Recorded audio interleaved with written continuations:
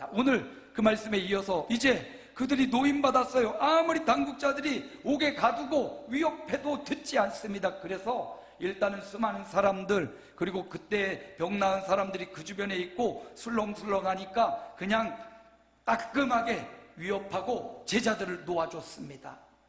그 뒷이야기가 오늘 말씀이죠. 그들이 이제 노임받고 어디로 갔나 봤더니 제일 먼저 오늘 23절 말씀 함께 있습니다. 어디로 갑니까? 23절 함께 있습니다. 사도들이 노임에 그 동료에게 가서 제사장들과 장로들의 말을 다 알리니 가장 먼저 위기를 직면한 제자들이 동료들에게 갔어요. 여기 동료라는 말은요, 원어상 살펴보면 자기 자신을 의미해요. 자기의 소유, 자기의 분신을 의미해요. 동료, 예수 그리스도의 십자가를 경험하고 예수 그리스도의 부활을 경험하고 믿음으로 모여있는 공동체, 그 공동체에게로 갔다라는 겁니다. 제자들이요, 위험을 감지했습니다. 지금 당국자들, 권력을 잡고 있고 실체를 행사할 수 있는 대제사장, 서기관, 바리새인, 그들이 당국자예요. 힘이 있습니다. 그들을 감옥에 가두잖아요. 좋은 일하고 사람을 고치고 살려줬는데도 그들을 그냥 감옥에 가두는 권세가 있는 당국자들입니다. 그 당국자들이 위협합니다. 지금 풀어주지 않고 더 가둘 수 있는데 수많은 사람들이 직접 증거가 있는, 여기 살아난 사람도 있고 해서 술렁거리니까 어쩔 수 없이 놔준 거예요. 그들의 위협은 그냥 하지마 이 정도가 아니에요. 정말 그들을 물리적으로 폭력적으로 그들의 육체를 가둘 수 있는 공권력을 갖고 있습니다. 공권력의 힘이에요. 네, 우리나라 요즘 공권력이, 검사들의 공권력이 사방에 퍼져 있죠. 여러분, 그 공권력이 한 사람을 타겟하고 그 사람을 공격하면 참 견디기 어려울 거예요. 쉽지 않을 거예요. 언론사, 이런 각각 기업, 검사들이 갖고 있는 자료가 있잖아요. 본건으로 수사하지 않고 별건으로 수사해서 어떻게든 그들을 잡아놓을 수 있거든요. 그게 바로 공권력이에요. 근데 그 공권력이 지금 대제사장, 서기관들에게 있습니다. 가둘 수도 있고 죽일 수도 있고 풀어줄 수도 있어요. 그 공권력 앞에 위험을 감지했어요. 아, 저들이 말로만 하는 게 아니구나. 이제 곧 예수 그리스도의 십자가 부활을 믿는 우리를 물리적으로, 폭력적으로 박해가 시작되겠구나. 위험을 감지한 거죠. 여러분, 위험을 감지할 수 있는 사람들이 돼야 돼요. 가정의 위기, 개인의 위기, 또 교회, 공동체, 직장과 사업장의 위기를 잘 감지할 수 있어야 돼요. 그걸 감지해야 대비하고 준비할 수 있어요. 준비하지 않고 가만히 있다가 아는데도 소홀하게 여기다가 큰 변을 당하기도 합니다. 물난리가 나고 홍수가 나서 많은 사람들의 생명을 잃고 재산을 잃어버렸는데, 너무 이 자연재해를 우리가 우습게 생각하다가 또 인재로 이렇게 고통을 당하는 이웃들이 있습니다. 참 안타까운 일이지요. 위험을 감지할 수 있어야 돼요. 우리 누전 차단기가 있지요. 전기에. 그 누전 차단기가 어디 누전이 일어나고 물이 나면 툭 떨어져 줍니다. 전압이 너무 가열돼서 열이 나거나 그럴 때도 툭 떨어져 줍니다. 그게 바로 무언가 위험이 감지된 거예요. 여러분, 우리도 그 차단기처럼 위험한 상황을, 영적인 흐름도 잘 감지할 수 있고, 또 내 삶에 다가오는 위기, 위험도 잘 감지할 수 있어야 돼요. 개인적인 건강, 자각 증상이 있거나 우리 몸을 잘 보살펴야 될 위험을 감지할 수 있는 기구가 필요하죠. 왜냐하면 그 위험을 감지해야 그 다음을 잘 준비할 수 있기 때문입니다. 보세요. 오늘 사도들이 위험을 감지하고 그 위험을 자기들만 알고 어디로 도망가지 않습니다. 오히려 동료, 자신의 한 몸이고 그리스도 안에 한 가족인 그들에게로 가장 먼저 달려가는 거예요. 그리고 그 위험한 상황을 자세히 알려줍니다. 우리가 말이지 기도하려고 성전에 올라가다가 그 40여 세나 병들어서 한 번도 걷지 못한 사람 긍휼히 여기며 나사렛 예수 이름으로 그 이름 전에서 일으켰단 말이야. 그래서 거기에 수많은 사람들이 몰려들어서 내가 예수 십자가 부활을 전했어.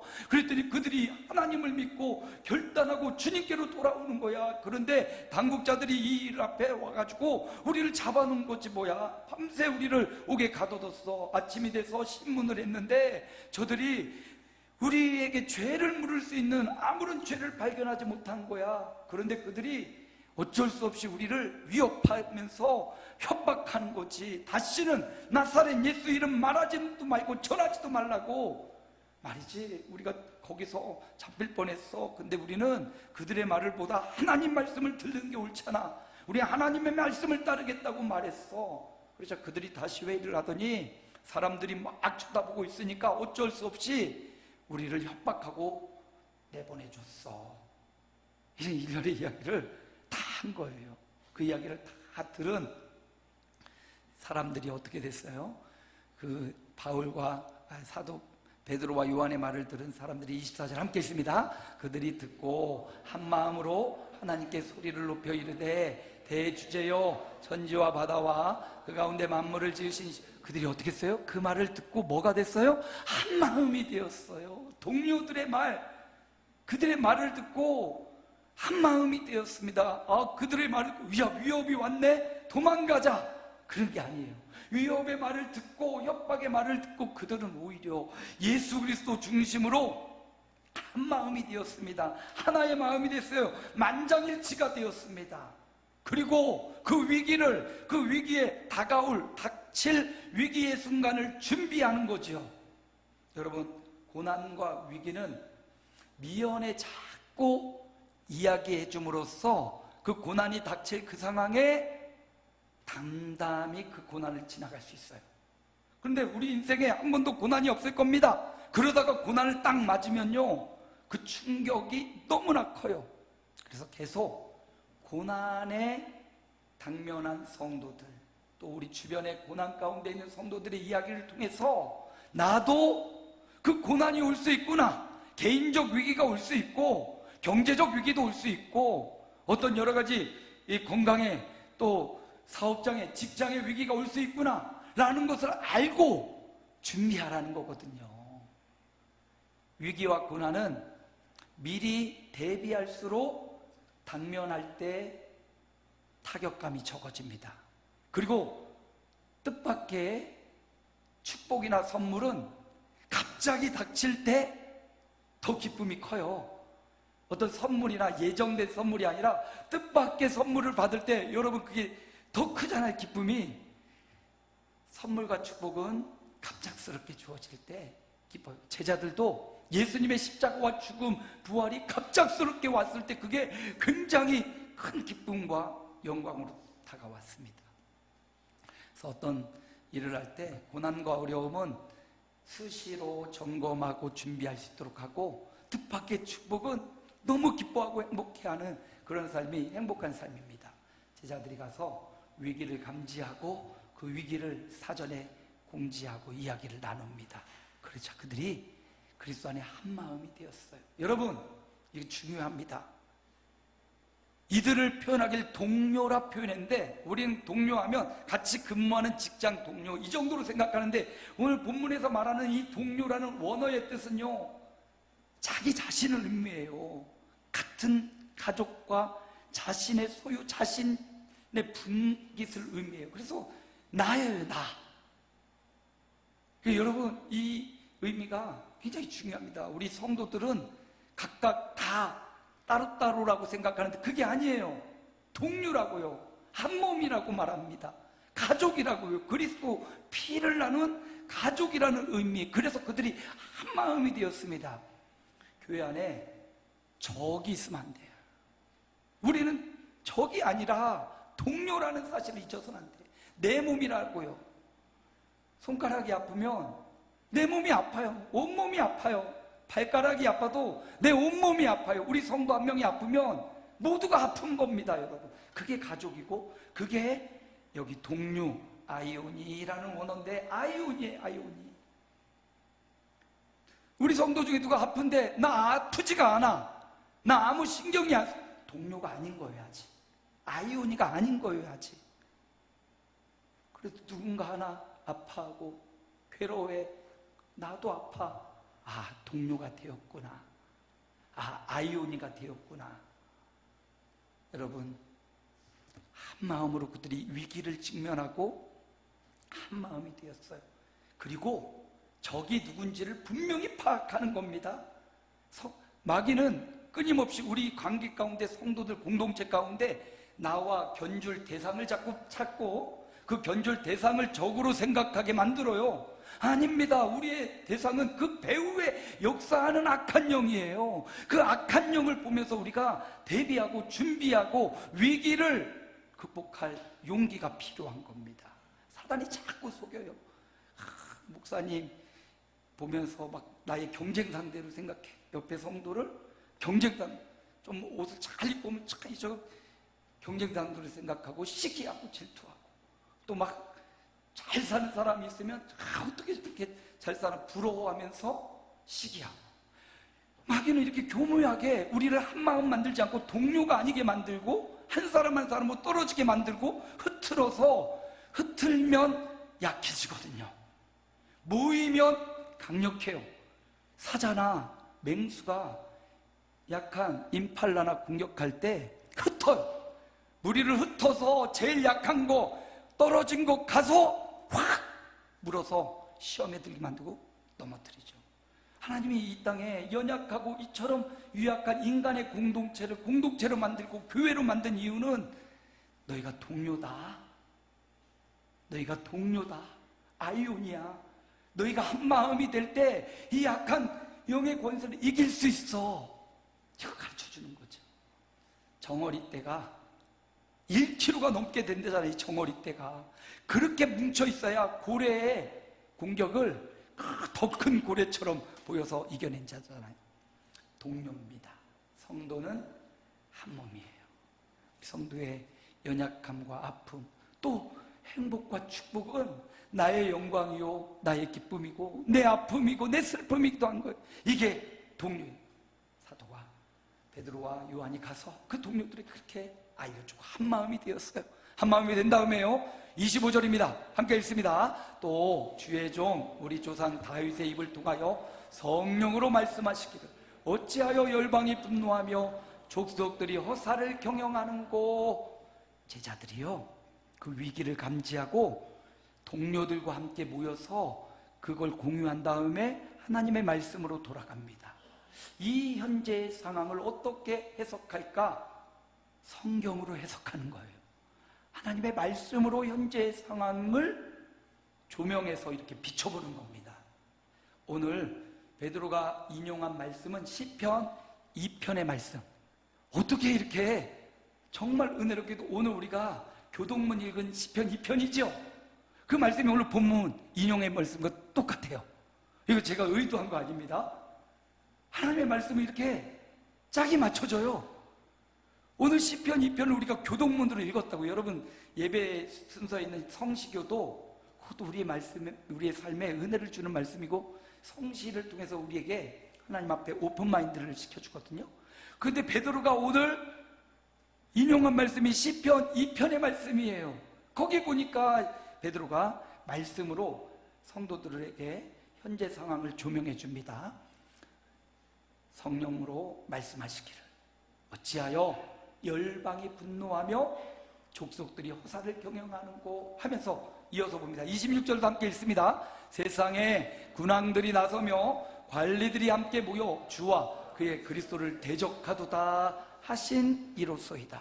이 말씀이 시편 2편에 그대로 나와 있어요. 베드로가 현재의 상황을 조명시켜주는 겁니다. 지금 어떤 일이 벌어졌냐?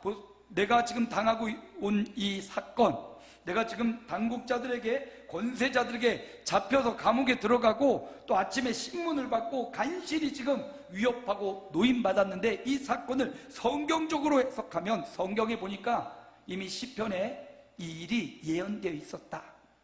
그 예언의 성취다. 시편에 보니까 다윗 왕이 이 시편을 기록했는데 다윗 왕이 말하기를 시편 2편은요 대표적인 메시아 예언의 시예요.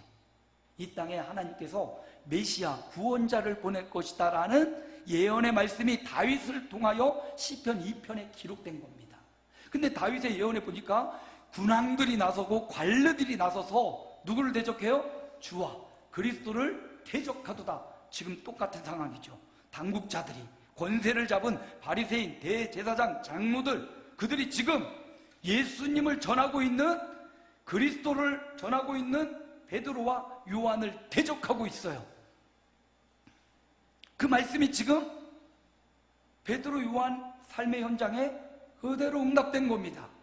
근데 중요한 건 당국자들을 보세요. 지금 베드로와 요한이 말하고 있는 이 당국자들, 세상의 군왕들, 관리들이 누구냐면 그들이 이스라엘 사람들입니다. 이스라엘 사람들은 누굴 믿어요? 대대로 여호와 하나님을 믿어요. 다 하나님을 믿어요. 바리새인 누굽니까? 성경과 율법을 연구하던 학자들이에요. 서기관은 그 성경을 기록하던 사람들입니다. 누구보다도 더 열정적으로 누굴 믿어요? 여호와 하나님을 믿어요. 그들도 여호와 하나님을 믿고, 오늘 베드로와 요한도 누굴 믿어요? 여호와 하나님이 보내신 예수 그리스도를 믿어요. 그런데 그 둘이 지금 뭐 하고 있어요? 대적하고 있어요. 대적하고. 이 말씀을 잘 이해를 해야 되는데, 지금 세계에 이슬람교도 그렇고 카톨릭도 그렇고 누굴 믿어요? 알라와 하나님을 믿어요. 유대인들도 유대교를 믿어요. 하나님을 믿어요. 우리도 누굴 믿습니까? 우리도 하나님을 믿어요. 그런데 어떻게 우리는 구원이고 저들은 구원이 아니고 어떻게 그럴 수 있어요? 우리는요, 성경이 말하고 있는 여호와 하나님을 믿고 그 성경에서 이 땅에 보내실 구원자, 우리 인류를 구원할 메시아를 주겠다고 했는데 그분이 누구라는 겁니까? 그분이 예수님이라는 거예요. 근데 유대교는 그분이 예수님이 아니래요. 베들레헴 말구에 오신 예수님, 성경의 예언대로 베들레헴에 오신 예수님을 살아계신 하나님의 아들이 아니래요. 또 다른 메시아가 올 거랍니다. 그래서 아직도 메시아를 기다려요. 우리는 그들과 다릅니다. 우리는 성경에 예언한 메시아가 누구라고요? 예수님이라고 믿는 거예요.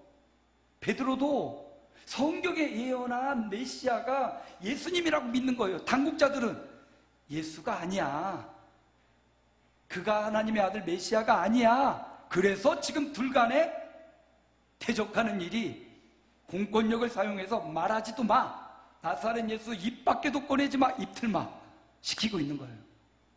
자, 그러면 여기서 중요한 거, 그럼 뭐가 옳지? 뭐가 옳지? 따져봐야겠죠. 베드로와 요한은 성경을 들어서 뭐가 옳은지를 분명히 보여줍니다. 다윗을 통하여 예언한 메시아는 분명히 다윗의 대보로 이 땅에 오실 것이고 베들레헴에 태어날 것이고 그가 상한 자를 고치고 싸매실 것이고, 성경의 예언이 누구에게서 예수님에 대해서 다 응답되고 성취된 것을 분명히 말씀을 통해 보여줍니다. 그러면서 베드로가 말하기를, 그러므로 우리는 나사렛 예수 그리스도를 믿는다. 그분이 십자가를 통하여 우리를 구원했다. 인류를 구원했다. 어린 양이신 예수 그리스도가 6월절 어린 양으로 오셔서 우리를 십자가로 구원해 주시지 않았냐? 그리고 부활하셔서 우리에게 산 소망을 주시지 않았느냐? 그러므로 말씀으로 돌아가서 조명해 보니까 당국자들의 말을 따르는 게 옳습니까? 예수님의 말씀을 따르는 게 옳습니까? 주와 그리스도를 대적하여 우리가 지금 대적받고 있고 위협을 받고 있는데, 위협받고 있지만 그럼에도 예수님을 믿는 게 옳습니까? 당국자들의 말을 따라서 다른 그리스도를 기다려야 됩니까? 베드로, 요한은 양보할 수가 없는 거예요. 왜냐하면 그들은 3년 반 예수님을 따르면서 성경의 예언이 성취된 예수 그리스도를 만났어요. 그리스도를 통하여 메시아됨을 만났어요. 성경의 예언이 성취됨을 직접 보았어요. 더 이상 또 다른 그리스도를 기다릴 수가 없습니다. 왜? 예수님이 메시아 되심이 확실히 증거되었으니까. 그래서 베드로와 요한이 이 말씀으로 예수가 그리스도와 주님이시다, 이걸 우리가 증거할 때 당국자들은 이걸 부인하면서 끝까지 우리를 탄압하고 박해할 것이다 라고 말하고 있는 거죠. 여러분, 여기 중요한 진리가 숨어 있는데, 우리도 당국자들처럼 그들이 누구보다도 더 여호와를 잘 섬기는 사람들이었어요. 성경의 율법과 계명을 누구보다도 덜 잘 따라 행했습니다. 박하와 해안과 근처에 11조 드리고 안식일을 지키고 제사를 드리고 누구보다도 더 여호와를 섬겼는데, 그 여호와가 자신들이 원하는 메시아, 자신들의 소원을 들어주는 여호와로 섬겼어요. 자신들의 생각과 틀에 여호와를 가둬버리고 우리 생각대로 메시아를 보내야 되고, 우리 생각대로 우리를 도와야 되고, 우리의 생각대로 여호와는 이렇게 역사해야 돼. 우리도 기도할 때 그러잖아요. 하나님, 이건 반드시 들어주셔야 됩니다. 하나님, 이 병은 반드시 고쳐주셔야 돼요. 하나님, 이 문제, 이 위기는 반드시 해결해 주셔야 됩니다. 하나님을 내 삶의 보조수단으로 여기고 있는 거예요. 이게 뭐냐? 이게 우상숭배입니다. 하나님을 내 삶의 보조수단이에요. 여호와 하나님을, 그 거룩하신 하나님을 내가 믿고 섬기고 따르는 게 아니라 내 삶의 보조수단으로, 내 병을 고치는 의사로, 내 명예를 회복시켜주는 회복자로, 혹은 나를 부유하게 만드는 어떤 부유한 자로, 그렇게 여호와를 믿는다면 저와 여러분은 우상 숭배하고 있는 거예요. 그토록 하나님이 싫어하는 우상을 숭배하는 거예요. 아니, 그들이 송아지를 만들어 놓고 이게 우리의 신이야, 우리가 원하는 대로 우리를 인도해 줄 거야, 그렇게 믿는 믿음이 우상 숭배라고요. 베드로 요한이 그렇게 신앙생활하고 있는 바리새인과 저 당국자들에게 그건 우상 숭배야, 그렇게 믿는 게 아니라 너희 생각, 너희들이 원하는 하나님이 아니라 계시하신 하나님, 성경의 약속과 언약대로 이 땅에 예수님을 보내주신 바로 그 예수님, 너희가 아무리 지금 원치 않고 믿지 않을지라도 성경 말씀을 보니까 그 말씀대로 예수님이 그대로 이루었고, 십자가로 너희가 죽여서 십자가로 구원을 이신 이 예수 그리스도, 그분을 믿는 자가 구원을 얻는 거야. 이 말씀으로 위기 가운데 있는 백성들에게 올바른 말씀으로 그들을 깨우쳐 줍니다. 그러자 그들이 어떻게 합니까? 아, 그렇구나, 우리가 대적을 받고 위협을 받지만 성경에 예언된 대로구나. 우상을 섬기고 하나님을 섬긴다고 하는데 우상을 섬기고 있는 그들, 메시아가 왔는데, 하나님의 아들이 오셨는데 그를 알아보지 못하고 여전히 자신의 편의대로 우상을 섬기고 있는 그들이 우리를 공격하는구나. 그 공격은 당연한데, 그 위기에 우리가 어떻게 해야 되나? 이제 그들이 그 성경으로 조명된 자신의 삶을 두고 이렇게 합니다. 24절 우리 같이 읽습니다. 그들이 듣고 한 마음으로 하나님께 소리를 높여 이르되, 대주제여, 전지와 바다와 그 가운데 만물을 지으신 대주제이신 하나님 앞에, 우상의 하나님이 아니에요. 내 마음대로 내 보조수단 하나님이 아니에요. 천지 만물 만드신 하나님, 그 천지 만물 가운데 나도 있잖아요. 나를 만드신 하나님, 그 하나님, 그 뜻대로 세상을 창조하고 보존하고 유지하고 구원하시는 그 하나님 앞에 그들이 한마음 되어 기도하기 시작합니다. 대주제요, 데스포테스라는 말인데요, 누가는 이 단어를 한 10번 정도 사용하는데, 성경 전체를 통해서 이 단어를 가장 많이 쓴 게 누가고, 한 12번 성경에 나오는데 누가가 10번 이상을 썼어요. 이 단어를, 데스포테스, 대주제요, 천지 만물의 주인, 오너란 말이에요. 결정권자, 주인. 여러분, 하나님이 여러분의 주인이십니까? 아니면 그 하나님을 나의 보조수단으로, 나의 부와 건강과 내 기도와 내 소원의 제목의 보조수단으로 하나님을 여기고 있습니까? 신앙이 완전히 다른 거예요. 대주제이신 하나님, 주인이신 하나님, 창조주이신 하나님으로 믿고 그들이 그 하나님 앞에 기도하는데, 기도의 내용이 지금 위기를 맞았습니다. 지금 공권력으로, 물리적으로, 폭력적으로 이제 박해를 해올 거예요. 그럼 그들이 어떻게 기도해야겠어요? 저 위험을 감지했으니까 저 위기를 완전히 없애주십시오. 저 위기를 막아주십시오. 이렇게 우리는 기도할 거 아닙니까? 그런데 제자들은요, 그렇게 기도하지 않아요. 오늘 말씀해 보니까 이렇게 기도를 해요. 주여, 이제도 그들의 위협함을 굽어보시옵고, 그냥 봐달래요. 하나님, 우리가 위기 가운데 있습니다. 박해가 옵니다. 고난이 옵니다. 봐주십시오. 하나님 봐주십시오. 우리를 보아달라는 거예요. 주목해달라는 겁니다. 그 위기 가운데 그 위기를 막아주고 없애달라는 게 아니라, 하나님의 그 뜻 안에서 당면한 우리의 위기를 하나님 외면하지 말고 봐주십시오. 하나님이 보고 계시면 돼요, 여러분. 하나님이 보고 계시면 그 위기 가운데 있는 그 백성들을 돌봐주지 않겠어요? 하나님, 나 좀 봐주십시오. 이렇게 기도하고 있어요. 우리 좀 봐주십시오. 그리고 우리가 담대하게 해주세요. 좀 속된 말로 쫄지 않게 해주세요. 쫄지 않게 해주세요. 세상의 저 악한 영들의 공격 앞에 쫄지 않게 해주세요. 담대하게 해주세요. 그리고 여전히 저들은 입틀막하고 있지만 여전히 예수 그리스도의 이름으로 표적과 기사가 계속되게 해주십시오. 이렇게 기도해요. 하나님이 응답하십니다. 기도에는 응답이 오죠. 여러분, 기도에는 응답이 와요. 때로는 위기를 당면해서 그냥 하나님을 보조수단처럼 이용하면서 하나님 이것 좀 꼭 해주시, 그럴 때도 하나님 응답해 주셔요. 분명히 응답해 주셔요. 근데 신앙의 자세를 바로 하자는 거예요. 그래서 응답 안 하시는 그런 하나님이 아니에요. 여러분의 우리의 당면한 개인적 가정의 어떤 공동체 위기가 올 때 하나님 우리 좀 도와주세요. 그 기도에도 하나님 응답해 주셔요. 근데 다만 하나님 그렇게 이용수단으로 써먹지 말자는 거예요. 그 이용수단으로 생각하는 순간 우상이 돼버려요. 전능하신 하나님, 그 하나님을 우상이 아니라 나의 하나님, 대주제이신 하나님으로 믿고 구하면 하나님 들어주셔요.